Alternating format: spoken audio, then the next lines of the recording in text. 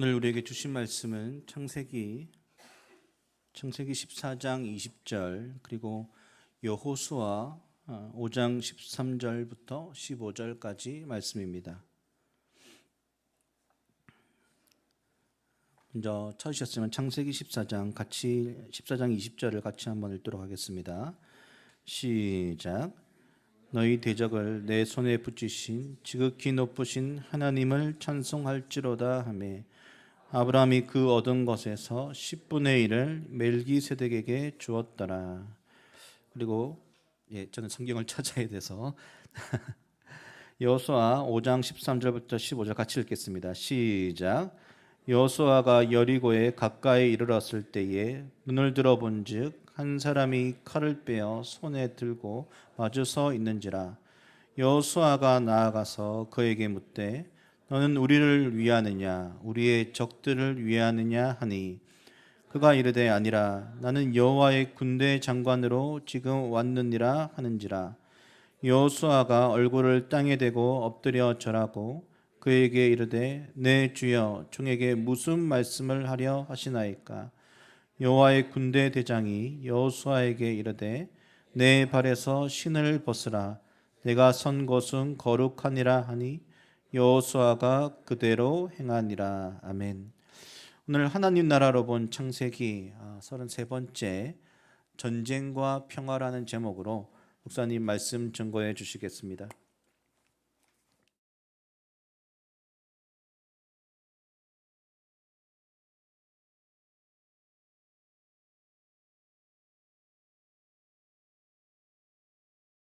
한 주간 동안 잘 지내셨습니까?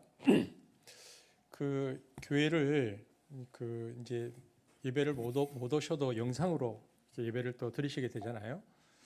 그래서 영상으로 들으시는 분들은 어차피 저를 매주 보니까 늘 본다고 생각하시는 것 같은데 저는 가끔씩 이렇게 보면 너무 반가워서 가면 이게 대면 하신 분인데 좀 반갑게 서로 인사하면 좋겠어요. 저는 반가워서 가는데 2, 3주 만에 봐서 그냥 늘 봤다는 그런데 우리 옆에 계신 분들 주님의 이름으로 환영하고 축복하고 또 영상으로 우리 예배 드리시는 지체들도 축복합니다.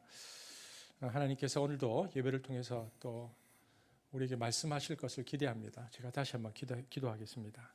사랑의 주님, 말씀하시는 주님 앞에 우리 공동체가 섰습니다. 성경을 쓰신 성령께서 우리에게 말씀하셔서 전하는 자나 듣는 자나 두려움과 떨림 가운데 서게 하시고 또 이 말씀을 붙들고 하나님께서 우리에게 또 보여주시고 말씀하신 바 관점과 시선을 가지고 이 세상을 위하여 기도하고 살아갈 수 있도록 우리를 붙들어 주옵소서. 예수님 이름으로 기도합니다. 아멘. 오늘 설교 제목이 띄우지 마시고 설교 제목이 뭐였죠? 전쟁과 평화 맞습니다. 오늘 그래서 전쟁과 평화에 관해서 설교를 좀 하겠습니다. 어쩌면 창세기 14장에 있는 부록, 그러니까 창세기 14장의 본문 속의 부록과 같은 말씀으로 제가 전하려고 하는데 전쟁에서 승리하고 돌아오는 아브라함을 예루살렘 살렘왕 멜기세덱이 축복하는 내용을 보면요 14장 20절입니다. 이렇게 축복했습니다. 보겠습니다. 시작.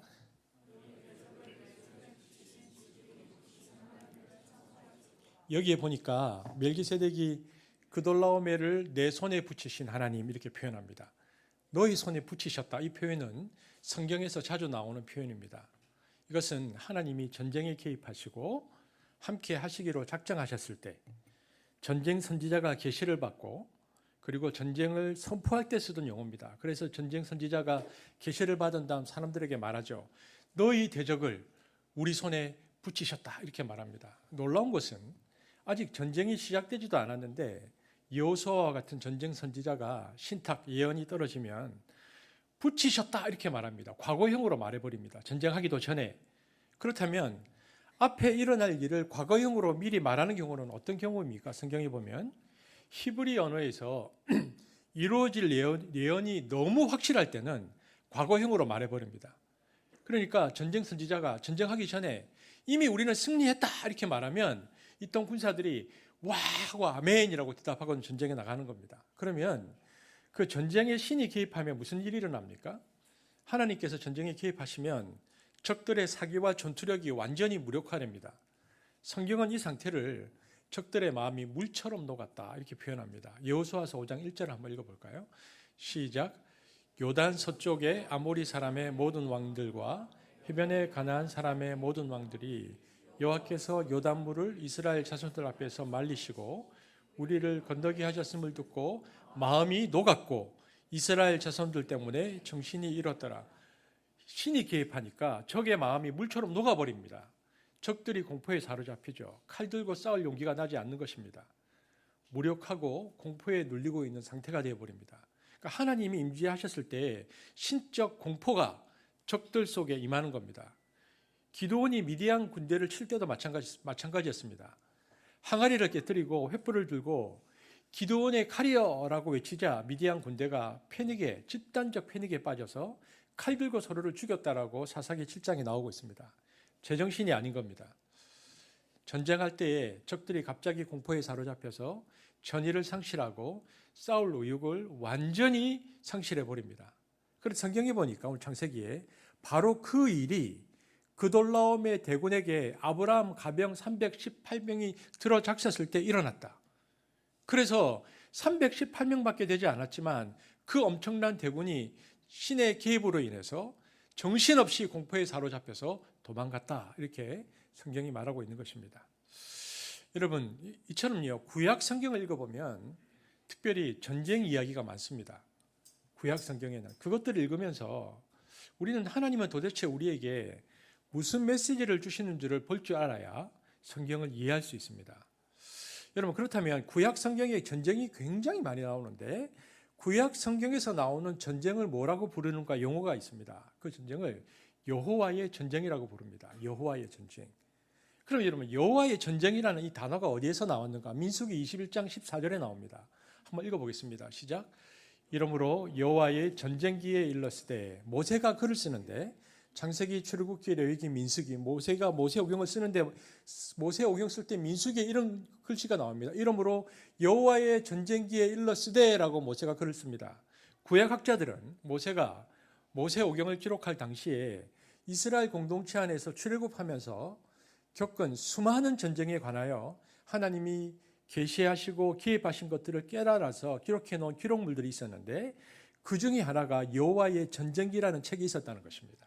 성경에 보면 여호와의 전쟁이라는 책도 있고 야살의 책이라는 책도 있는데 지금은 사라지고 없습니다. 그런데 성경에는 그런 책들이 있었다고 말합니다. 특히 중근동 제국들의 억압에 맞서서 약소민족으로 끊임없이 투쟁하는 과정에서 체득한 이스라엘의 신앙 경험은 이른바 여호와의 전쟁이라는 특이한 전쟁 신학을 형성시켰습니다. 그러므로 여호와의 전쟁이라는 개념은 이스라엘 백성이 출애굽 이후로 수많은 전쟁 상황 속에서 하나님의 임재를 체험하면서 깨달은 전쟁에 관한 통찰입니다. 그 통찰을 기록해 놓은 여호와의 전쟁이라는 책이 있었는데 모세가 지금 이스라엘 백성이 싸우고 있는 것을 기록할 때에 여호와의 전쟁기를 참조하여 썼다라고 성경에 기록되고 있는 것입니다. 그렇다면 이 여호와의 전쟁의 특징은 무엇입니까? 그것을 여호와의 전쟁의 특징을 너무나 잘 보여주고 있는 본문이 저와 여러분이 읽었던 여호수아 5장 13절에서 15절 말씀입니다. 여호수아가 요단강을 건너서 이스라엘을 이끌고요 여리고성으로 막 들어갑니다. 소위 말하는 가나안 정복 전쟁이 시작되는 겁니다. 그런데 여러분 보십시오. 이스라엘이 이집트에서 430년 동안 노예로 있다가 하나님께서 모세를 통해서 이스라엘 백성들을 이끌어내셔서 광야 40년을 지나고 모세가 죽고 여호수아가 군대 장관이 되어서 이제 가나안 땅으로 들어갈 때에 어떤 분들은 이렇게 말합니다. 아니 이 이스라엘 백성들이 가나안 땅으로 들어가는 이것은 가나안 땅에 이미 원주민들이 살고 있었는데 이제 이집트에서 갓 나온 이민족이 이스라엘이 강을 건너서 침략하는 것이니까 이거 침략 전쟁 아니냐? 이 전쟁이 올바른 게 맞냐? 아무리 성경이 여호수아가 이스라엘 백성들을 데리고 들어가지만 이건 침략 전쟁인데 올바른 것이 맞냐라고 말하는 사람들이 있습니다. 그래서 어떤 분은 구약에 나오는 이 전쟁을 명한 이 야훼라는 신은 정말 잔혹한 신이다. 심지어 유목민들의 이 신은 구약에 나오는 이 하나님은 광야의 깡패 신이다 이렇게 말하는 사람이 있었습니다. 도울 김용옥이 그렇게 얘기합니다. 깡패다. 구약에 나오는 신은 깡패다. 그런데 우리가 오늘 본문이 아니기 때문에 자세히 다루지는 않겠지만 이 가나안 정복 전쟁의 성격을 일단 잘 규정하고 가야 됩니다. 왜냐하면 이 전쟁은 침략 전쟁이라기보다는 첫 번째는 언약 성취 전쟁입니다. 하나님이 언약을 이루시는 전쟁이라는 뜻입니다. 하나님께서 이미 우리가 보고 있는 아브라함, 이삭, 야곱에게 이 가나안 땅을 주시겠다고 약속하셨고 그 언약을 이루는 과정이 전쟁이라는 형태로 나타났기 때문에 침공 전쟁 혹은 강한 나라가 약한 나라를 쳐부수는 것처럼 보이지만 실제로 그것이 아니고 신학적으로 들어가 보면 그것은 침략 전쟁이 아니고 언약 성취 전쟁이다라는 첫 번째 의미가 있고요. 두 번째는 그러면 왜 가나안 백성들의 땅을 하필이면 뺏어서 하나님이 아브라함과 이삭과 야곱의 자손에게 주는 그것을 성취하시느냐? 그것은 심판의 성격이 있기 때문에 그렇습니다. 하나님께서 아브라함에게 가나안 땅을 주시겠다고 약속하셨을 때 하나님이 4대 후에 이 땅을 주겠다라고 약속하시면서 뭐라고 부가 설명이 붙냐면 여기서 4대는 지금 우리하고 다릅니다. 지금 우리는 1대가 30년이지만 그때는 수명이 길어서 1대가 100년입니다. 그러니까 아브라함, 이삭, 야곱, 요셉 거쳐서 400년이 지나면 하나님께서 주실 텐데 뭐라고 부가 설명을 하시냐면 지금 당장 가나안 땅을 주시지 않는 이유를 말합니다. 15장 16절 읽어보겠습니다. 시작.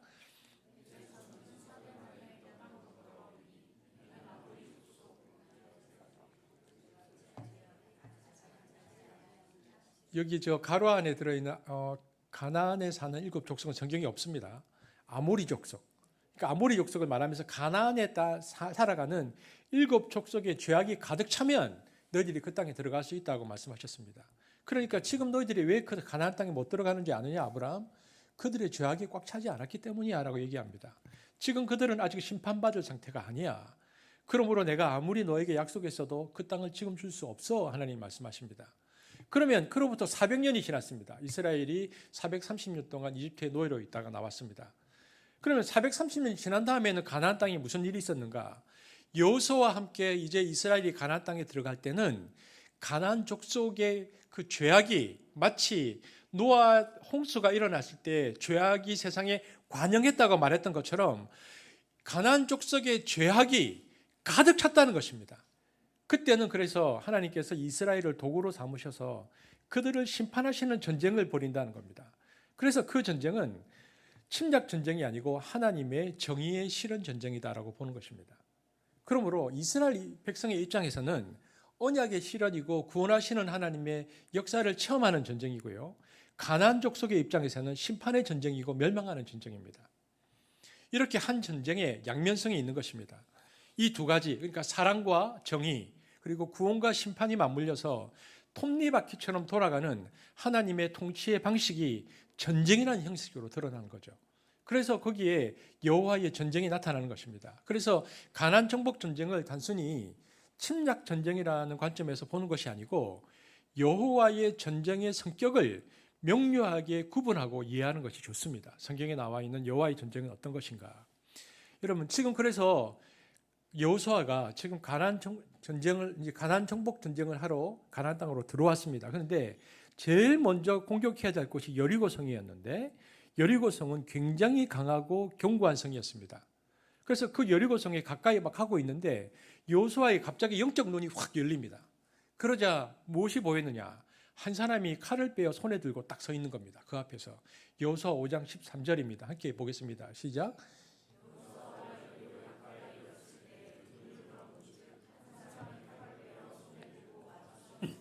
여러분 고대 전쟁은요 심리전입니다. 고대 전쟁은 상비군들이 있어서 전투 전문가들이 싸우는 전쟁이 아닙니다.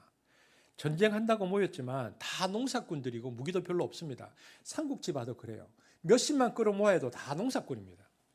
그러면 전쟁은 어디서 판가름 나는가? 사기가 떨어지면 지는 겁니다. 사기가 떨어지면 한쪽은 무기를 버리고 다 도망갑니다. 나머지는 그냥 쫓아가서 이기는 겁니다. 싸움도 제대로 안 하고. 그래서 대군이 흩어지는 건데 그러면 이 사기 결정을 누가 하느냐? 양쪽의 장수들이 딱 나옵니다. 그래서 삼국지에 보면 관우가 나가서 칼을 휘두르면 목이 막 당강당강 떨어지잖아요. 그러면 사기가 떨어지고 도망가서 그냥 다 죽여버리는 겁니다. 이 장수가 누구인가가 고대 전쟁에서는 중요하거든요. 여호수아도 마찬가지입니다. 여호수아가 전쟁 선지자이기 때문에 전쟁 사령관으로 군대를 이끌고 말 타고 딱 가는데 갑자기 영적 눈이 확 열리니까 누가 자기 앞에 칼을 들고 딱 서 있는 겁니다. 보니까 치장을 한 거나 기품을 보니까 보통 사람이 아니고 장수입니다. 그러니까 여호수아가 저건 뭐야? 물어야 되지 않겠습니까? 그래서 서 있는 그를 향해서 가장 먼저 묻는 게 너 누구 편이냐? 이렇게 묻습니다. 13절을 세 번역으로 한번 읽어보겠습니다. 시작. 여호수아가 여리고에 가까이 갔을 때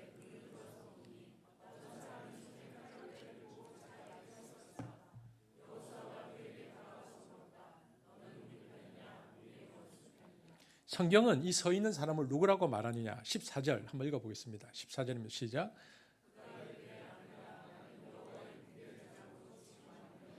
성경은 지금 칼 들고 서 있는 이 사람이 여호와의 군대 장관이라는 겁니다. 그러면 여러분 논리적으로는 여호와의 군대 장관이면 누구 편이어야 합니까? 여호와의 군대장이면 이스라엘 편이어야 하죠. 그런데 그러면 맞아 나는 너희 편이야 라고 말해야 맞습니다. 그런데 뭐라고 말합니까? 14절에 그가 이르되 아니라 우리 편이냐 묻는데 아니라고 말합니다. 그러면서 나는 여호와의 군대 대장으로 너희에게 왔다. 네 편이냐 내 편이냐 묻는데 no 아니라고 말합니다. 이 본문에 대해서 많은 구약학자들이 연구한 논문들이 있습니다. 그래서 여기서 말하는 여호와의 군대 장관이라는 말은 이 전쟁은 이 편 저 편 누구의 전쟁도 아닌 여호와의 전쟁이라는 것을 말해준다라고 얘기합니다. 그렇다면 우리는 여호와의 군대 장관이 너희 편이 아니다라고 말한 것을 통해서 무엇을 알아야 합니까? 여호와 전쟁의 가장 중요한 특징이 나오는데 여호와는 군대 장관을 누구를 위해서 보내십니까? 지금 성경에 보면요, 여호와는 군대 장관을 보내시는 분인데 여호와는 자기 자신을 위해서 보내십니다. 그래서 군대 장관이 말합니다. 나는 이스라엘 소속도 아니고 가나안 7족속 여리고 소속도 아니다. 나는 하나님 소속이라고 말합니다. 나는 오직 여호와의 군대 장관으로 왔다. 내 소속은 이쪽 저 편이 아니고 하나님이다. 이것을 강조하면서 이를 강조하기 위한 충격적 어법을 쓰는데 누구 편이냐 묻는데 no, 네 편도 아니고 저 편도 아니다. 그래서 구약학자들은 이 본문을 야훼 전쟁의 주권, 하나님의 독립적 주권을 이야기하는 것이라고 해석합니다. 그래서 여호와의 전쟁의 가장 강력한 특징이 뭐냐? 그것은 하나님의 주권 전쟁이라는 것입니다. 우리는 여기서 여호와의 전쟁의 특징을 볼 수 있는데요. 하나님은 인간들 중 어느 편을 위해서 싸우지 않으십니다. 하나님은 어느 민족을 위해서 전쟁에 개입하지 않으십니다. 하나님은 민족신이 아니기 때문입니다. 여러분, 기독교 2000년 역사를 보면 기독교인들이 무섭게 싸웠습니다. 영국과 프랑스가 계속 전쟁했죠. 2차 세계대전 때 독일과 영국과 유럽이 전쟁했습니다. 여러분, 양쪽 다 기독교 국가입니다. 그들이 교회에서 밤낮 자기네 나라가 이기게 해달라고 기도했습니다. 독일 국가교회가 히틀러를 지지하고요. 독일 병사들을 이기게 해달라고 간절히 하나님께 기도했습니다. 영국은 또 얼마나 기도했는지 처칠도 기도하고 난리를 쳤습니다. 그럼 하나님 누구 편입니까? 영국 편입니까? 프랑스 편입니까? 독일 편입니까? 나중에 2차 대전에 들어온 미국 편입니까? 다 기도하는데 하나님한테. 이런 일이 2000년 동안 정말 많았습니다. 유럽은 기독교 국가사회여서 수많은 중세 귀족들이 싸울 때마다 여호와의 이름으로 헌신하고 주님께 기도하고 선하고 나가서 무섭게 싸웠습니다. 자, 제가 질문해 보겠습니다. 하나님은 누구 편을 들어야 합니까? 서로 기도하고 나가는데. 한번 다시 읽어볼까요? 성경에 여호수아서 5장 14절 제가 읽겠습니다. 그러자 그가 이렇게 대답하였다. 나는 우군도 아니고 적군도 아니다. 그러면서 나는 여호와의 군대 총사령관으로 이곳에 왔다. 하나님은 이스라엘이나 가나안의 어느 족속의 편이 되는 분이 아니시다. 얘기하는 것입니다. 군대 장관이 한 말이 이것입니다. 나를 어느 한편으로 끌어들이지 마라. 진영 논리, 진영 싸움에 나를 끌어들이지 마라. 나는 인간의 그 모든 것을 넘어서서 하나님의 거룩을 드러내기 위한 전쟁을 하는 사람으로서 이곳에 왔다. 이것이 홀리워, 성전이라는 개념입니다. 나는 거룩을 드러내기 위한 전쟁을 하기 위해서 왔다. 거룩한 전쟁, 야훼 전쟁의 개념입니다. 내가 그것만을 위해서 내가 온 것이지 어떤 인간의 편도 들지 않겠다. 그래서 구약 성경의 수많은 전쟁에 하나님께서 임재하실 때를 보면요. 오늘 창세기도 마찬가지인데 제국들이 침략할 때 훨씬 강력한 제국이 어마어마한 힘으로 침략할 때 하나님께서 그때 임하십니다. 왜냐하면 악한 세력으로부터 하나님의 거룩을 드러내기 위하여. 그래서 악한 세력 뒤에 악한 영들을 물리치는 하나님의 승리를 보여주시기 위해서 하나님께서 그 전쟁에 임하십니다. 이처럼 하나님이 전쟁에 개입하시는 목적은 이스라엘의 편이 되기 위해서 개입하시는 것이 아니고 어느 한 민족의 편을 들기 위해서가 아니고 하나님의 거룩을 완성하기 위해서 임하십니다. 그래서 나중에 보면 여호수아가 하나님께 말에서 내려서 엎드려서 경배를 드립니다. 그래서 14절을 보면 그에게 절하며 주의 종에게 무슨 말씀을 하려고 하십니까? 라고 물었습니다. 여러분 여호수아가 딱 알아들었습니다. 그래서 이 태도를 보면 여러분 여호수아가 보인 이 태도 주의 종에게 무슨 말씀을 하려고 하십니까? 앞에서는 뭐라고 물었습니까? 네 편이냐 저 편이냐 내 편이냐 저 편이냐 물었는데 갑자기 말이 바뀝니다. 주의 종에게 무엇을 말씀하시려고 하십니까? 그러면 여호수아 이 태도가 우리에게 보여주는 메시지는 무엇입니까? 아 그렇구나. 하나님을 우리 편으로 만들려고 해서는 안 되는 거구나. 그게 아니고 내가 하나님 편이 되어야 하는 것이구나. 여호수아가 그것을 깨달았다는 것입니다. 여러분 교회 안에서도 갈등이 많습니다. 제가 내일 노예가 있습니다. 노예 가면 노예의 아주 중요한 이슈 중에 한 가지는 교회 안에 일어나는 분쟁입니다. 그걸 노예에서 다뤄야 합니다. 아마 내일도 다뤄질 것 같습니다.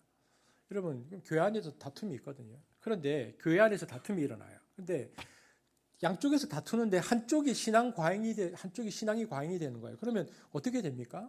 하나님이 우리 편이라고 주장합니다. 그러면 반대편 뭐가 됩니까? 마귀와 사탄이 되죠. 이렇게 되면 어떻게 됩니까? 마귀와 사탄과 타협이 가능합니까? 협상이 가능합니까? 용서가 가능합니까? 못합니다. 이게 갈라지는 거죠. 여러분 그래서 일시적인 감정 싸움이라든지 이해관계의 대립이라든지 혹은 사상의 대립이라든지 요즘은 또 진영 논리라는 것도 있습니다. 우파냐 좌파냐. 이번에 우리 그 선거가 있었잖아요. 호남이냐 영남이냐 야당이냐 여당이냐. 이런 인간의 일시적인 모든 갈등과 대립은 영원히 정교화시키고 종말론화시키고 세상 끝날까지 죽이고 박멸해야 될 대상이 되어서는 안 된다는 것입니다. 하나님 앞에서 서로가 다 상대화할 수 있어야 합니다. 하나님은 우리 편이고 저놈들은 다 사탄이다 이렇게 하면 그 싸움은 종말론적인 전쟁이 됩니다. 주님이 재림하실 때까지 영원히 싸워야 됩니다. 남과 북도 마찬가지입니다. 우리는 하나님 편이고 북한 저것은 빨갱이고 공산주의고 마귀다 이래버리면 이렇게 해놓으면 남북 협상을 왜 합니까? 거기다가 인도주의적 지원을 왜 합니까? 영원히 멸망시키고 한 명도 살아남지 못하도록 다 멸절시켜야지. 그런 사고가 굉장히 위험한 사고고요. 그런 사고가 말 그대로 사탄적 사고입니다. 여러분 인간의 모든 갈등과 싸움 분열은 다 이해관계이고 생각의 차이이고 때로는 체제의 차이이고 때로는 철학의 차이입니다. 그 차이 때문에 갈등이 깊어지고 전쟁을 할 수도 있습니다. 그러나 전쟁하는 당사자들 모두 완전히 의로운 사람이 없고 하나님이 완전히 한쪽 편을 들어주는 그런 전쟁은 없습니다. 여러분 이것을 너무나 잘 깨달아서 전쟁에 적용시킨 사람이 있습니다. 이 아브라함 링컨입니다. 링컨이 게티스버그에서 연설할 때 아주 유명한 연설문이 있습니다. 그런데 게티스버그에서 링컨이 남북 전쟁을 할 때 이런 말을 합니다. 우리가 이제는 하나님을 우리 편으로 만들 때가 아닙니다. 우리가 노예 해방을 위해서 싸우니 하나님이 우리 북부군을 위해서 우리 편이 되어달라고 기도해서는 안 됩니다. 오히려 우리가 하나님 편이 되기로 결심합시다. 우리가 하나님의 거룩한 도구가 되기로 결심합시다. 하나님의 나라가 우리를 통하여 이루어지기를 기도합시다. 하나님을 우리 편으로 만들려 하지 말고 우리가 하나님 편이 됩시다. 이것이 야외 전쟁의 승리의 비결인데 게티스버그에서 링컨이 이렇게 연설을 합니다. 여러분 이전에 클린턴 행정부에서 그 외교의 중적 역할을 했던 올브라이트 국무장관이 있습니다. 그런데 그 링컨의 이야기를 가지고 와서 그 당시에 부시 부자가 전쟁했잖아요. 걸프전하고 이라크 전쟁을 일으킬 때 이 부시 부자를 비판했거든요. 이렇게 얘기했습니다. 하나님이 자기 편이 되게 해달라고 전쟁을 한 사람은 조지 부시 대통령 부자다. 두 아버지와 아들이 그렇게 했다. 그러나 링컨은 반대로 우리가 하나님 편이 되게 해달라고 기도한 사람이다. 이렇게 딱 비교를 하면서 비판을 했습니다. 당시 부시 대통령이 자신이 일으킨 걸프전 그리고 그 이라크 전쟁이 정당한 전쟁으로 사람들에게 인정받기를 원했거든요. 그래서 자신의 무력 사용 결정을 의로운 전쟁, 성전으로 여기고요. 의전론, 그러니까 just war라는 그 문구를 군인들 헬멧, 여러분 기억나십니까? 군인들 헬멧에 하얀색 페인트로 just war라고 적어놓고 새기고 나가는 군인들이 있었습니다. 근데 그것을 보고 미국의 교회 협의회가 반대 성명을 냈죠. 이 전쟁은 하나님의 전쟁이 아니다. 거룩한 전쟁, 그리고 정의로운 전쟁도 아니다. 그런 칭호를 부시 대통령이 쓰는 것을 반대한다. 여러분, 교회가 정확하게 본 것입니다. 우리가 여기서 알 수 있는 게 뭐냐? 모든 여호와의 전쟁의 목적은 하나님의 거룩을 드러내는 것이고, 하나님의 백성은 하나님을 내 편으로 만들려기보다는 우리가 하나님의 거룩을 이루는 도구가 되기 위해서 헌신할 때만이, 그때만이 하나님께서 우리와 함께 하신다는 것을 깨달아야 하는 것입니다. 여러분, 그러므로 우리가 생각해 볼 때 거룩을 드러내는 전쟁이라면 양쪽이 싸울 때 더 거룩하고 더 오른쪽에 서 있는 사람, 그러므로 더 정직하고 더 하나님 편에 합당한 이들을 편들어 주시고 일시적으로 하나님께서 도와주실지는 모르지만 어느 인간이 하나님을 무한히 자기 편으로 만들려고 하는 것을 하나님은 거절하십니다. 하나님은 어느 인간의 한편에 속하는 분이 아니십니다. 이것이 하나님의 초월성, 하나님의 주권이라고 얘기하는 것입니다. 이렇게 얘기해도 이거 하나님 그래도 우리가 저놈보다 낫잖아요. 우리 편 대해주세요. 이렇게 하면 안 됩니다. 하나님은 하나님의 전쟁을 위해서 싸우는 분이시니 하나님, 우리가 하나님 편이 되겠습니다. 우리가 이렇게 결심해야 합니다. 그러면 하나님께서 왜 전쟁에 개입하시는가? 이 전쟁의 결과는, 하나님이 개입하시는 전쟁의 결과는 언제나 샬롬입니다. 평화입니다. 이것이 하나님 전쟁의 목적입니다. 그러므로 하나님이 전쟁하시는 목적은 전쟁 자체를 종식시키는 것입니다. 전쟁에 승리하는 것이 하나님의 개입의 목적이 아니고 불의한 전쟁을 종식시키기 위해서 하나님께서 개입하십니다. 그래서 하나님이 전쟁에 개입하실 때 침략 전쟁에는 개입하지 않으십니다.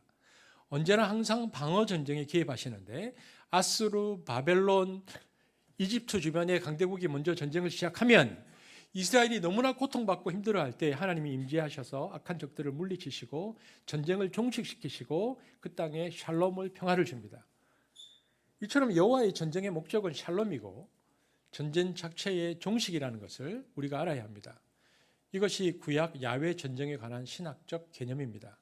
이것을 이해하면 구약의 많은 전쟁 기사를 읽을 때마다 우리가 읽었던 창세기를 포함해서 전쟁이 이렇게 일어났구나 이해가 쉬워집니다. 그런데 이제 신약으로 넘어오면 이 야훼 전쟁이, 이 하나님의 이 전쟁이 예수님에 의해서 완성이 됩니다. 그래서 신약 성경에는요, 예수님을 전쟁하시는 전사로 묘사하는 부분들이 꽤 많이 나옵니다. 전쟁을 완성하시는 예수님으로 묘사한 부분들 중에 유명한 성경 구절이 마태복음 10장 34절입니다. 한번 읽어보겠습니다. 시작.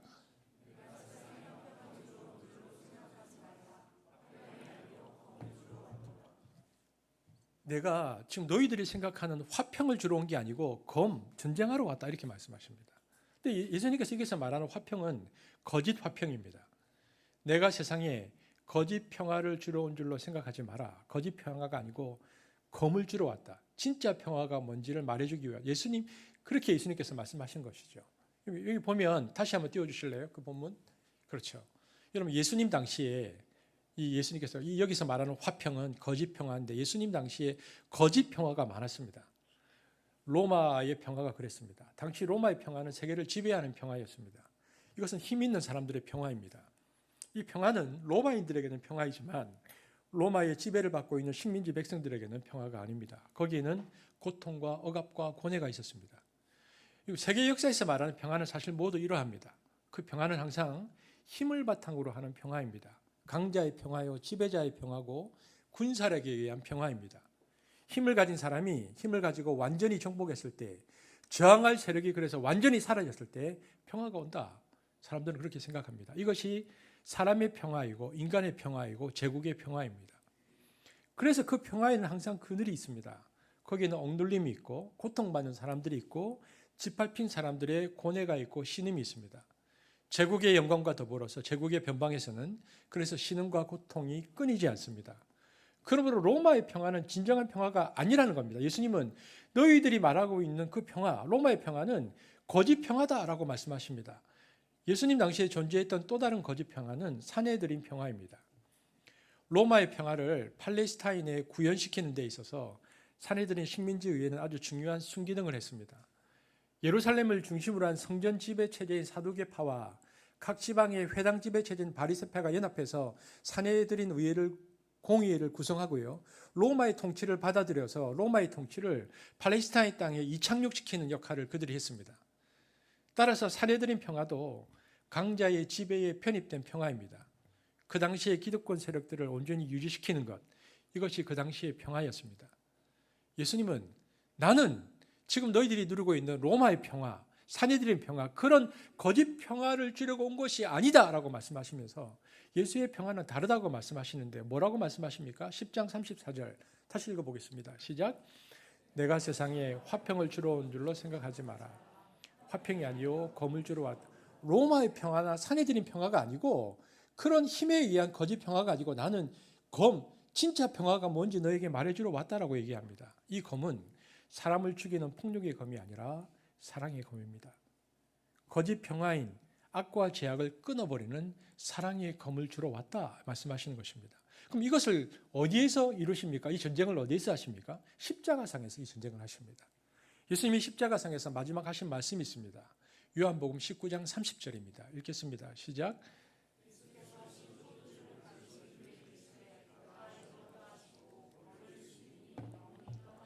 유명한 얘기죠. 다 이루었다. 테텔레스타 이렇게 얘기하십니다. 십자가에서 예수님이 다 이루었다, 완성했다. 뭘 다 이뤘다는 얘기입니까? 이 말은 구약의 야훼 전쟁을 완성했다 이 뜻입니다. 예수님은 이 전쟁을 뭐라고 부릅니까? 십자가에서 죽는 전쟁이다. 이것을 아가페 전쟁이라고 부릅니다. 사랑으로 증오를 이기는 전쟁, 자기 희생으로 폭력을 극복하는 전쟁, 사랑으로 미움을 넘어가는 그 거룩한 전쟁을 주님께서 십자가에서 하셨습니다. 여러분 보십시오.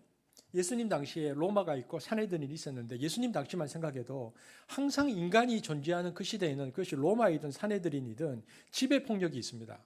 그러면 뭔가가 지배하는 폭력이 있으면 거기에 저항하는 저항 폭력이 나옵니다. 로마의 지배 폭력에는 당시 그 반대하는 저항 폭력이 있었는데 그 사람들이 열심 당원들이었습니다. 민족 해방 운동을 꿈꾸면서 칼을 들고 일어났습니다. 열심당 혁명이었습니다. 그래서 이들은 반로마 투쟁을 벌였는데 그들은 자기들의 정치적 신념과 이데올로기를 따르지 않는 자들을 암살하고 칼로 죽이기 시작했습니다. 그러니까 지배폭력과 저항폭력이 폭력과 폭력으로 맞서는 상황이 예수님 당시의 상황이었습니다. 그런데 똑같습니다. 지금부터 2000년이 지났는데 21세기인 지금도 도처에서 전쟁이 일어나고 살육이 일어납니다. 지금 우크라이나 상황하고 똑같습니다. 지배폭력으로 러시아가 들어왔고요. 저항폭력으로 우크라이나가 항전을 하고 있습니다. 예수님 당시와 다를 바가 하나도 없습니다. 똑같습니다. 문제가 뭐냐? 인류 역사는 이것이 계속 무한 반복된다는 것입니다. 이것이 폭력의 악순환이라는 것입니다. 여러분 저항폭력을 했던 사람들이 역사에 보면 흥미롭게도 간혹 저항폭력을 해서 승리하는 경우가 있습니다. 지배자들을 쫓아버리고 혁명에 성공하는데 혁명에 성공하긴 하지만 그들이 또다시 지배폭력으로 바뀝니다. 소련이 대표적입니다. 볼셰비키 혁명이 일어났을 때 노동자들의 혁명이 일으키고 황제와 귀족들과 지주들을 다 죽인 다음에 또다시 그들이 지배폭력으로 바뀌어서 러시아 농민들을 시베리아에 보내서 600만 명을 죽입니다. 여러분 그래서 인류 역사를 보면 지배폭력이나 저항폭력이나 시간이 지나면서 번갈아 가면서 인류 역사를 계속해서 끊임없이 폭력으로 물들여갑니다. 그러면 어떻게 하면 이 폭력의 악순환을 끊을 것인가? 예수님께서 그것을 보여주셨다는 것입니다. 지배폭력에 대해서 저항하되 칼로 하지 않는다. 죄악을 극복하고 끊임없이 비타임 노선으로 가고 그들의 양심이 고통스럽게 선지자적인 지적을 하고 정의를 이야기하되 그들이 그것 때문에 죽이려 할 때는 칼로 맞서지 않고 죽는다. 이것을 순교적 저항이라고 부릅니다. 그런데 순교적 저항을 할 때 이를 악물고 증오하면서 죽는 것이 아니고 원천적으로 미움을 넘어서는 하늘의 평화를 가지고 세상의 미움을 극복하는 것입니다. 누가복음 23장 34절 주님이 마지막에 뭘 말씀하셨습니까? 십자가에서 그 전쟁을 하실 때 시작. 이에 예수께서 이르시되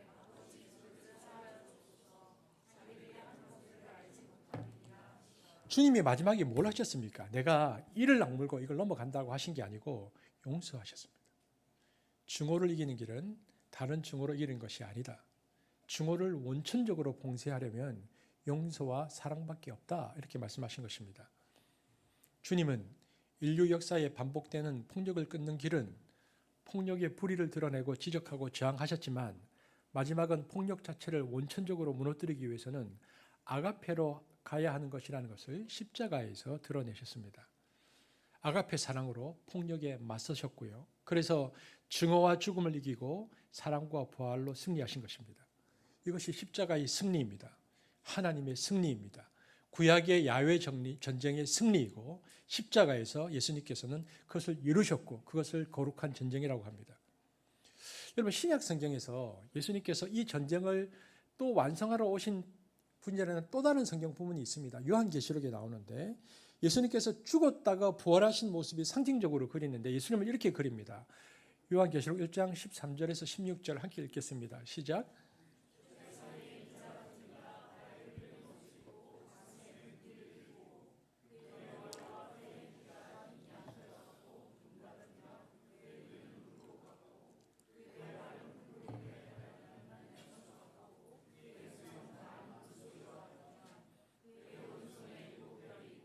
그의 입에서 좌우에 날성 검이 나오고 여기 나온 예수님 모습 어떤 모습 같습니까? 로버트 태권브이 로봇 건담입니다. 모습이. 그 입에서 좌우에 날성 검이 나오고 여러분 그런데 특이합니다. 요한이 뭐라고 말하냐면 입에 칼이 있다 이렇게 얘기합니다. 요한은 예수님을 뭐라고 봤냐면 요한은 환상 중에 세상의 마지막에 이 세상의 모든 전쟁을 종식시키는 승리하는 전사로 예수님을 묘사하고 있는 것입니다. 그래서 예수님 입에 칼을 물었다 이렇게 표현했습니다. 그런데 보통 칼은 손에 들고 있어야 되는데 예수님은 칼을 입에 물고 나왔다. 요한이 계시록에서 그렇게 말합니다. 그러니까 이것은 뭡니까? 사람 손에 있는 칼은 사람을 죽이는 칼인데 입에 있는 칼은 죽이는 칼이 아닙니다. 예수님 입에서 나오는 그 칼은 진리의 칼입니다. 예수님의 진리의 마지막은 무엇입니까? 사랑, 아가페입니다. 그래서 십자가에서 다 이루신 진리가 무엇입니까? 아버지여 저들을 용서하여 주옵소서. 사랑과 진리의 칼로 이기는 예수가 종말론적인 예수로 요한은 보았고요. 그것을 요한이 기록한 것입니다. 그래서 구약의 야훼 전쟁은 신약에서 다 이루었다. 즉 예수 전쟁으로 완성되는데 무엇으로? 용서와 사랑과 아가페로 예수님께서 구약의 이 야훼 전쟁을 완성하신 분으로 신약에 있는 기자들은 기록합니다. 구약 야훼의 전쟁, 거룩한 전쟁은 십자가에서 그래서 끝이 났습니다. 예수님이 증오와 미움을 사랑과 용서로 완전히 승리하셨습니다. 그런데 그러므로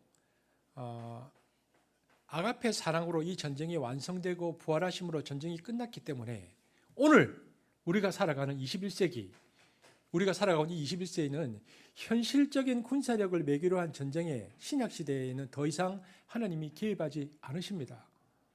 그러면 러시아 우크라이나 전쟁에 혹은 이란과 팔레스타인 전쟁에 하나님이 어디에 개입하실까요?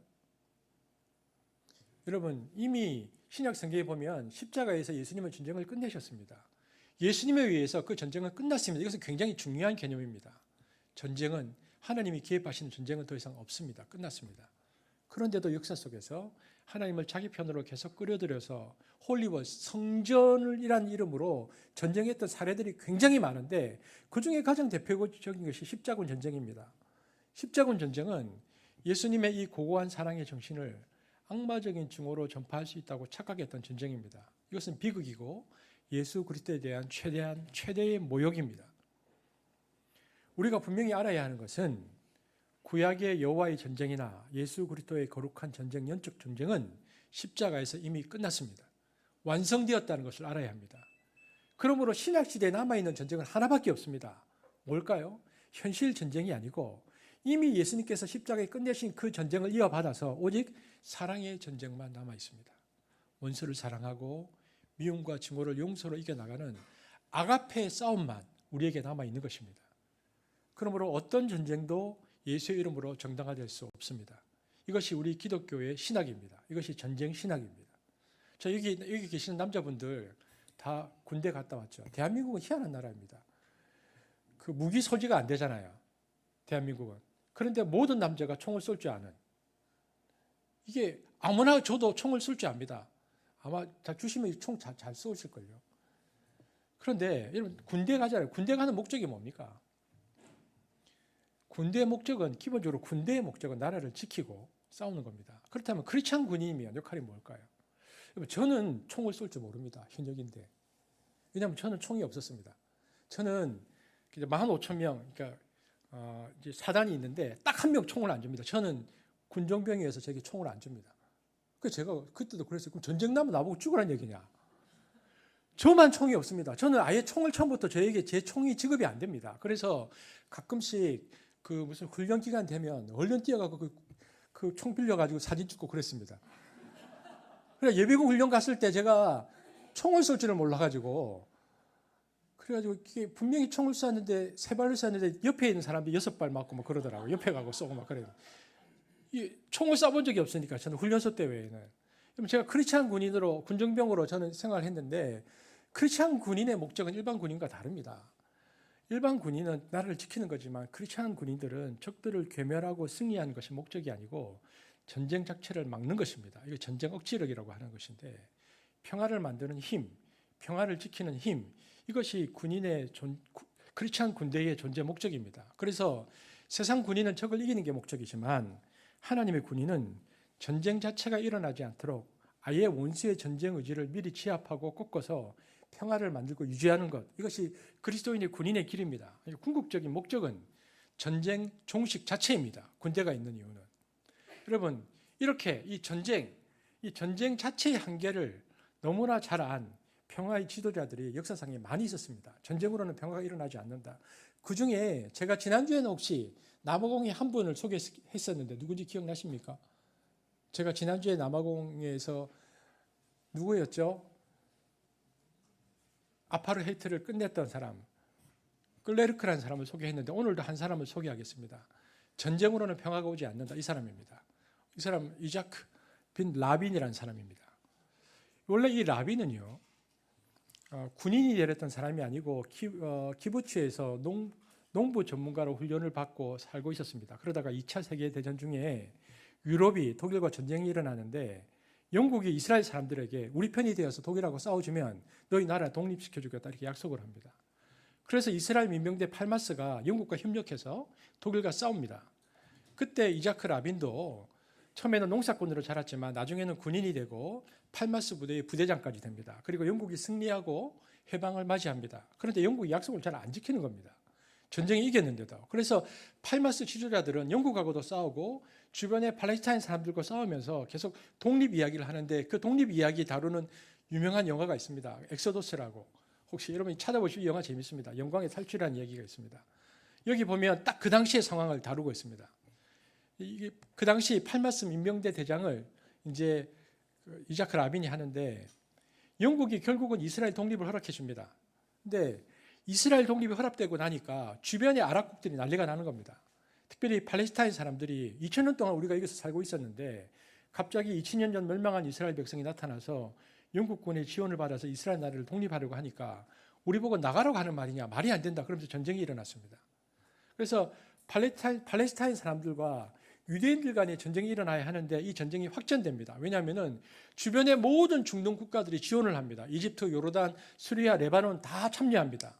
그래서 이스라엘을 둘러싸고 있는 남쪽, 동쪽, 북쪽에 있는 모든 나라들이 팔레스타인을 지지하고는 전쟁이 일어납니다.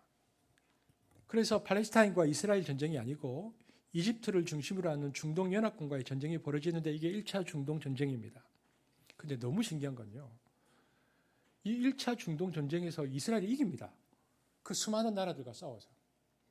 두 번째 2차 중동 전쟁이 또 일어납니다. 이스라엘이 또 이깁니다.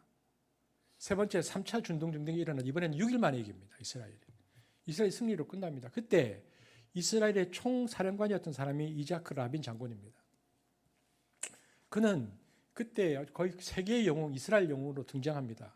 이자크 라빈은 이 세 번의 중동 전쟁에 다 참여합니다. 그런데 이 사람이 민병대 대장부터 나중에는 이스라엘 총사령관으로 중동 전쟁에서 1차, 2차, 3차 참여하고 다 이기면서 무슨 생각을 했냐면 이 사람이 우리가 이 전쟁을 언제까지 계속해야 되지? 이 전쟁을 끊임없이 하면 이 전쟁의 결과와 끝은 어떻게 해야 되지? 라고 생각을 했습니다. 라빈은 그리고 생각하기를 우리가 주변의 모든 국가들과 싸워 이기면서 평화를 지속하는 것은 불가능한 일이라 생각했습니다. 그래서 라빈 총리는 우리가 영구의 평화를 만들지 못하면 우리는 끊임없이 증오하면서 이스라엘 사회 자체가 도덕적으로 붕괴를 겪을 것이다.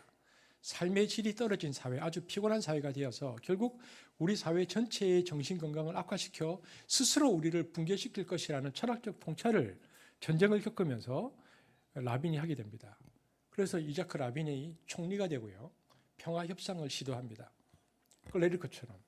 가장 먼저 그 당시에 중동 국가의 가장 대표적인 나라가 이집트였거든요. 그래서 사다트와 만나서, 왜냐하면 이미 3차 전쟁에서 이긴 상태이기 때문에 이겼을 때 평화 협상을 해야 된다고 생각해서요. 불리할 때 평화 협상을 하면 구걸이 되니까. 그래서 이 시기를 놓쳐서는 안 됐다고 생각해서 당시 이집트 사다트와 평화 협정을 맺는데 우리가 평화 조약을 하자. 그래서 그 당시 지도를 보면 시나이 반도가 이스라엘 영토의 50배 되는 땅인데 이스라엘이 전쟁에서 이겼거든요. 나일강 어기 카이로까지 들어갔었는데 전선이 형성되어 있었는데 우리 철군하겠다. 시나이 반도 너희들에게 주겠다. 그리고 평화하자. 그래서 사다트가 오케이를 합니다. 그래서 이스라엘과 이집트는 평화 조약을 해서 지금까지 전쟁을 안 합니다. 남쪽은. 그래서 남쪽에 평화가 왔습니다. 그리고 라빈이 생각하기를 오른쪽에는 요르단과 평화 협정을 맺어야 되겠다. 왜냐하면 요단강과 대치하고 있었기 때문에 요단강 건너편까지 이스라엘이 진격한 상태였거든요. 그런데 라빈이 이렇게 얘기합니다. 우리가 군사를 다 빼겠다. 그리고 예루살렘부터 요단강까지 서한 지역이라고 부리는 그곳을 차지했는데 그것도 팔레스타인 사람들에게 주고 자치지구를 주겠다. 이게 가자지구입니다. 지금 우리가 아는. 그 당시 요르단 국왕은 굉장히 골치가 아팠던 게 전쟁이 일어나니까 이스라엘 난민들이 요르단으로 다 피신을 했는데 요르단 국민의 60%가 팔레스타인 난민들이었습니다. 250만이나 넘어왔습니다. 이 사람들이 이스라엘에 대한 반감이 심했으니까 계속 무장투쟁을 하고 전쟁을 하자고 하는 강경파들이 요르단에 있기 때문에 이 국왕도 자기가 잘못하면 자기 위치가 위태로운 겁니다. 이 사람들에게 끌려가야 되는데 어쨌든 이 난민 문제를 해결해야 되는데 이제 그때 역사적으로 검은 9월달 사건도 일어나고 그렇습니다. 근데 그때 이스라엘을 점령했던 요르단 사안을 다 돌려주고 자치지구를 주겠다 생각하니까 그러면 자치지구가 생기면 자기들에게 와 있는 250만 팔레스타인 난민들이 다 저기로 넘어갈 수 있다고 생각해서 좋다라고 협상을 맺습니다. 그래서 동쪽에 평화가 옵니다. 남쪽과 동쪽에 평화가 오게 남은 것은 북쪽인데 북쪽은 레바논과 시리아가 있었습니다. 레바논과 시리아는 당시 팔레스타인 사람들이 넘어가서 거기도 난민촌을 이루고 있었는데 이제 복수에 응징하려고 테러리스트들이 자리를 잡고 있었거든요. 근데 레바논, 시리아 중에서 레바논은 한 민족의 50%가 기독교인들이고 프랑스 식민지였기 때문에 강경한 시리아보다는 레바논보다 먼저 평화협정을 맺습니다. 그래서 레바논의 베카 계곡에 평화가 옵니다. 그리고 시리아와는 아직 평화가 없습니다. 지금 오늘도 지금 시리아하고 문제가 생겼는데 시리아는 이란과 원래 가깝습니다. 과격하고 시합합니다. 그래서 결사항전을 하려고 하고 시리아가 끊임없이 핵을 개발해서 이스라엘을 지금 쳐부수려고 합니다. 그래서 이스라엘이 어떤 생각을 하냐면 이 당시 팔레스타인 전체를 해방시키지 않은 팔레스타인 해방기구 의장인 아라파트와 평화회담을 먼저 합니다. 그것이 유명한 오슬로 협정입니다. 이게 팔레스타인 해방기구 PLO라고 하는데 이스라엘 정부가 서로의 존재를 인정하고 분쟁 종식을 논의한 평화협정입니다. 그렇게 해야 시리아와 레바논에 있는 과격파들이 약화됩니다. 평화가 옵니다. 그래서 1993년에 이스라엘 라빈 총리와 팔레스타인 해방기구의 아라파트 의장이 합의에 서명합니다. 그리고 나머지 하나 남은 시리아와 평화협정을 라빈이 하려고 했습니다. 그래서 1995년 11월 4일 날 텔아비브에서 라빈은 자기를 지지하는 사람들에게 게티스버그 연설처럼 자기를 사랑하는 사람들에게 평화의 연설을 합니다. 시리아와 평화를 하려고. 93년에 그래서 오슬로 협정을 맺고 2년 뒤에 95년에 이제 골란 공원에서 전쟁을 이기고 난 다음에 평화협정에 대해서 얘기하는데 다 돌려줄 테니까 평화협정을 하자라고 이스라엘이 제안하죠. 그때 이 텔아비브에서 이 사람이 굉장히 유명한 연설을 합니다. 제가 연설문 일부를 그대로 읽어드리겠습니다. 제가 싸움을 하던 시절에는 평화를 향한 기대를 가질 수 없었습니다. 그러나 지금은 평화를 얻을 수 있는 좋은 기회라고 믿습니다. 엄청난 기회입니다. 지금 승리했기 때문에 전쟁에서 지금 해야 한다고 판단한 거죠. 반드시 성취되어야 하는 기회입니다. 폭력이 이스라엘 민주주의의 기초를 흔들고 있습니다. 그러나 폭력은 거부되고 비난받아야 마땅합니다. 이스라엘 앞에 고통 없는 길은 없었습니다. 그러나 평화의 길은 전쟁의 길보다는 낫습니다. 저는 이스라엘군 가족들의 고통을 보아온 군인으로서 또 국방장관으로서 이야기하고 있습니다. 우리 정부가 포괄적인 평화를 얻어내기 위해 모든 노력을 경주하려고 하는 것도 바로 이스라엘 군 가족들과 우리 아이들 그리고 손자들의 안전을 위한 것입니다. 그 유명한 평화를 위한 연설을 합니다. 그리고 돌아서서 지지자들과 함께 합창을 합니다. 여러분 인터넷에 찾아보면 이때 마지막 부르는 평화의 노래가 있습니다. 가사를 읽어드리면 이제 샬롬 샬롬 하면서 사람들이 둘이서 막 축제의 노래를 부르는데 아침 해를 맞으며 평화의 노래를 부릅시다. 기도의 속삭임이 아닌 평화의 노래를 부릅시다. 우렁찬 목소리로 평화의 날을 기다리지만 말고 그날을 향해 나아갑시다. 그러면서 사람들이 샬롬 샬롬하고 막 축제의 노래를 부릅니다. 그리고는 이제 차에 타고 그가 사람들에게 악수를 하고 돌아가려고 할 때 그때 강경파 청년 한 명이 뛰어들었고요. 세 발의 총성에 의해서 그 자리에서 74살의 라비는 죽습니다. 그리고 세상을 떠나죠. 인터넷 찾아보면 그 장면이 그대로 떠 있습니다. 인터넷에. 전쟁에서 승리하고 땅을 돌려주고 중동 평화의 역사적 기기를 그가 마련하고 마지막 북쪽만 평화를 하면 그 땅에 평화가 올 거라고 생각했지만 그러나 그것 때문에 구우파 사람들에게 암살당하죠. 여러분 그때 그 구구파 쪽 그러니까 평화 협정을 할 때 이제 가장 강력하게 반대를 하고 나는 더 이상 우리가 전쟁에서 이긴 땅을 그냥 돌려주어야 하냐라고 반대파에서 그 데모를 하고 추동했던 그 사람이 현재 이스라엘의 총리입니다. 그런데 그 사람이 구구파니까 그 뒤부터 라빈 이후에 총리가 되어서 3번 총리가 되고 지금 구구파들과 힘을 합쳐서 계속해서 전쟁을 하는 겁니다. 저는 이런 사건을 볼 때마다 가슴이 아픕니다. 왜냐하면은 평화를 사랑하고 추구하는 사람들은 한결같이 마지막 평화 때문에 희생적인 죽음을 당합니다. 이것은 아마 하나님의 평화의 한 방식인 것 같습니다. 예수님도 하나님의 평화를 이야기했는데 산에 들인 평화를 지키려고 했던 그리고 로마의 평화를 지키려고 했던 사두개파 바리새파에 의해서 밤새 체포 졸속 재판을 당한 뒤에 그 다음 날 로마의 사형 집행에 의해서 돌아가십니다. 여러분 이런 일들이 역사 속에서 끊임없이 반복됩니다. 아브라함 링컨이 그래서 죽습니다. 마하마트 간디 강경파에 의해서 죽임을 당합니다. 백범 김구 선생도 마찬가지입니다. 마틴 루터 킹 그는 백인과 갈등 속에서 폭력을 행사하면 안 된다고 주장했는데 당시 폭력을 주장하던 그룹들이 마틴 킹을 죽여야 우리가 주도권을 잡는다고 생각해서 흥이총에 맞아 죽습니다. 이스라엘 평화의 지도자 이자크 라빈 이스라엘 청년의 손에 죽어갑니다. 여러분 그래서 지금 그 네타냐후가 3번 하면서 계속해서 이스라엘이 극으로 간 이유가 그것인데요. 이렇게 생각해 봅니다. 왜 화평케 하는 사람들은 이렇게 죽어갈 수밖에 없었을까? 왜 하필이면 그들은 암살을 당해야 했을까? 여러분 암살이라는 것은 일반적인 방식으로 화해나 설득이 불가능하다고 느낄 때 적대 세력이 택하는 마지막 수단입니다. 이것은 무엇을 말합니까? 이들이 평화를 지키는 일에 있어서는 절대로 비타협적이었다는 것입니다.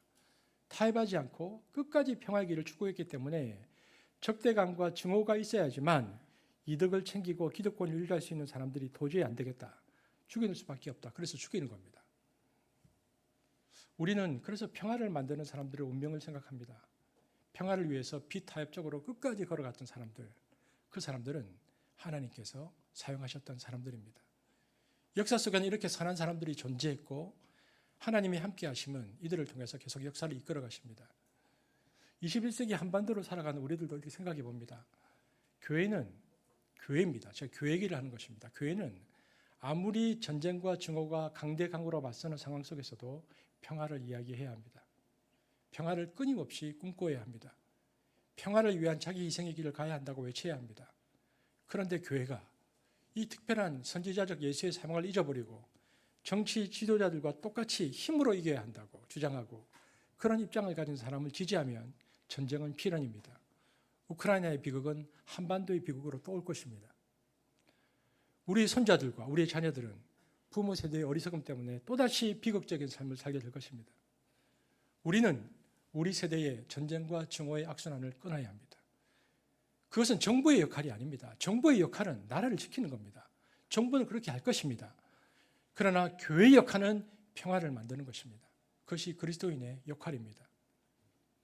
우리는 구약과 신약의 이 하나님의 전쟁의 목적이 샬롬이고 용서이고 화해고 아가페라는 것을 깨닫고 하나님의 전쟁의 최종 목적은 전쟁 자체의 종식이라는 것을 알고 그런 관점에서 기도하고 삶의 작은 영역에서부터 평화를 만들어내기 위해서 끊임없이 노력해야 합니다.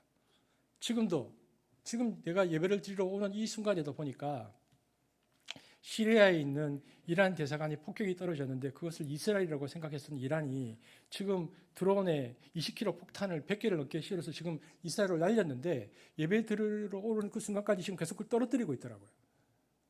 지금도 중동에 그 전쟁이 일어나고 있습니다. 그러면서 제가 생각하기를 만약 그때 라빈이 끝까지 그 평화협정을 성공했다면 지금 중동은 어땠을까? 그런 생각을 해봅니다. 근데 그 이후에 지금 중동은 수습할 수 없을 길로 돌아갔었습니다. 여러분 기억해야 합니다. 야훼의 전쟁의 목적은 전쟁 자체의 종식이고 샬롬이고 예수님께서 십자가에서 그것을 이루셨고 그래서 오직 우리에게 남아있는 전쟁은 전쟁을 억제하고 이 땅에 평화를 가져오게 하는 것 그것이 우리 그리스도인의 사명입니다. 저는 그래서 이 말씀 앞에서 한숲에서 교회에 있는 모든 성도들이 피스메이커로 그리고 우리 한숲교회가 그 일에 하나님의 도구로 귀하게 쓰임받게 되어지기를 주의 이름으로 축복합니다. 기도하겠습니다. 사랑의 하나님, 예배를 드리고 있는 지금 이 순간도 예수님께서 십자가에서 이미 끝내신 이 아가페 사랑의 전쟁을 사람들이 믿지 않고 또다시 전쟁을 벌이고 있습니다. 교회는 하나님께서 세우신 두 기관, 정부와 교회는 특별히 그중에 교회는 그 전쟁에 결코 편승할 수 없습니다. 하나님, 우리는 샬롬을 만드는 자로 평화를 이루는 자로 살아야 합니다. 예수님께서 가셨던 그 길을 우리가 걷기를 원하고 우선은 나와 그리고 우리 가족과 내 주위에 있는 사람들과 먼저 화평하고 평화를 이루는 일에 우리가 실천하고 앞장서 보기를 원합니다. 그리고 우리가 동북아 사가성에서 전쟁에 휩쓰이지 않고 어떻게 하면 평화를 만들어낼 수 있는가를 고민하고 생각하면서 더 이상 이 땅, 이 한반도의 전쟁이 없고 하나님께서 원하시는 평화의 그 길을 만들어가는 우리가 교회가 될 수 있도록 우리를 사용하여 주옵소서. 감사를 드리며 예수님 이름으로 기도합니다. 아멘.